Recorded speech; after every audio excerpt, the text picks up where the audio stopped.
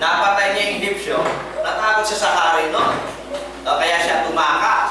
No? Pero nung panahon naman na kinausap siya ng Diyos upang siya ay maging leader ng mga Hebreo, nawala na yung kanyang takot sa Diyos. Sapagkat naramdaman niya na ang Diyos ay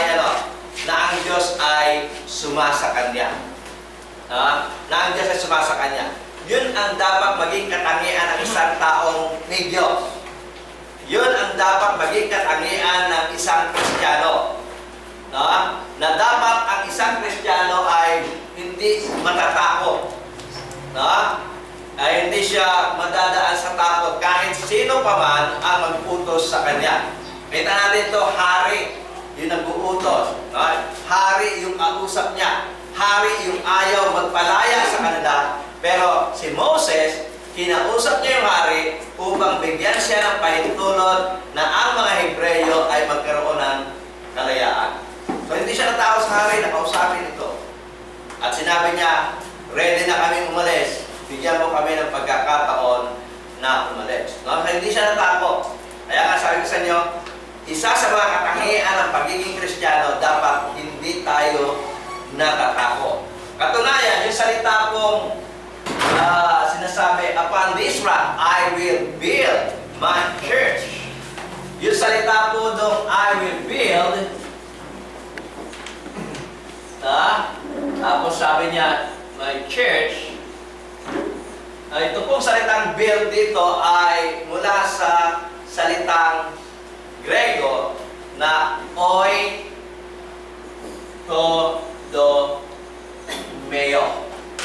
Okay? Yung oikodomeo po, ang primary meaning po niyan, may kinalaman po sa construction ng mga bahay. Kung gagawa ka ng bahay, oikodomeo, I will build my house. Yung pong istruktura sinasabi doon, construction, ginagawa, no? Kung ang tinutukoy na iyong i-build ay bahay.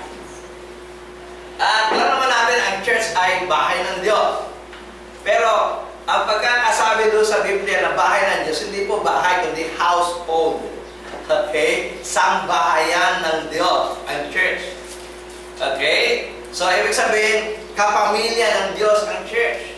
So, ang tinutukoy pong church doon, hindi po yung literal na bahay, kundi yung yung mga tao na kanyang tinawag. Okay, so kung titignan natin yung salitang oikodomeo na build, mula sa Grego, ang primary meaning niya yung pagtatayo ng bahay. Pero pag ito ay may kinalaman dun sa mga tao, okay?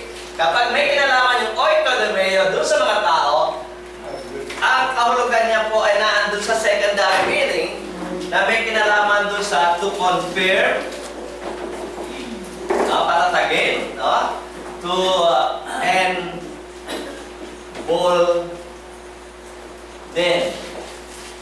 Ibig sabihin, maging matapang at mawala ng ng takot.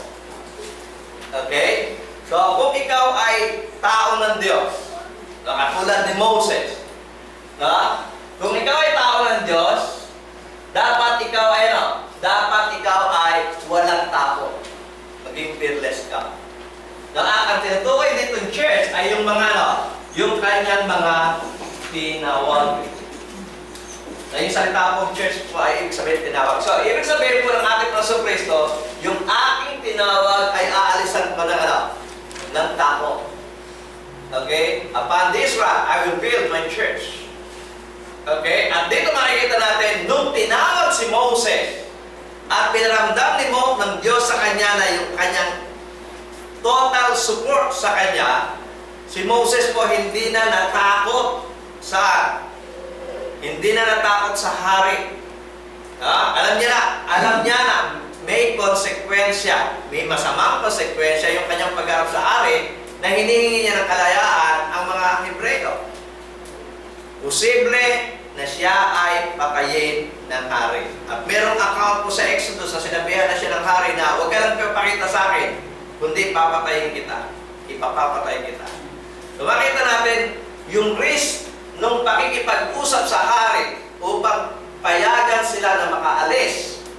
Egyptyo, ito po'y nangangahulugan ng kamatayan ni Moses.